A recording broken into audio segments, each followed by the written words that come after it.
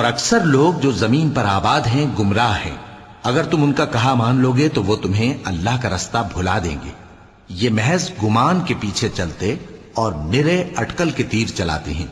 تمہارا پروردگار ان لوگوں کو خوب جانتا ہے جو اس کے رستے سے بھٹکے ہوئے ہیں، اور ان سے بھی خوب واقف ہے جو رستے پر چل رہے ہیں۔ سو جس چیز پر ذبح کے وقت اللہ کا نام لیا جائے، اگر تم اس کی آیتوں پر ایمان رکھتے ہو تو اسے کھا لیا کرو۔ اور سبب کیا ہے کہ جس چیز پر اللہ کا نام لیا جائے تم اسے نہ کھاؤ؟ حالانکہ جو چیزیں اس نے تمہارے لیے حرام ٹھہرا دی ہیں وہ ایک ایک کر کے بیان کر دی ہیں، بے شک ان کو نہیں کھانا چاہیے مگر اس صورت میں کہ ان کے کھانے کے لیے ناچار ہو جاؤ۔ اور بہت سے لوگ بے سمجھے بوجھے اپنے نفس کی خواہشوں سے لوگوں کو بہکا رہے ہیں۔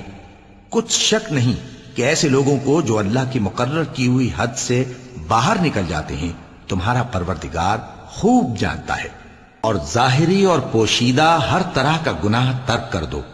جو لوگ گناہ کرتے ہیں وہ عنقریب اپنے کیے کی سزا پائیں گے۔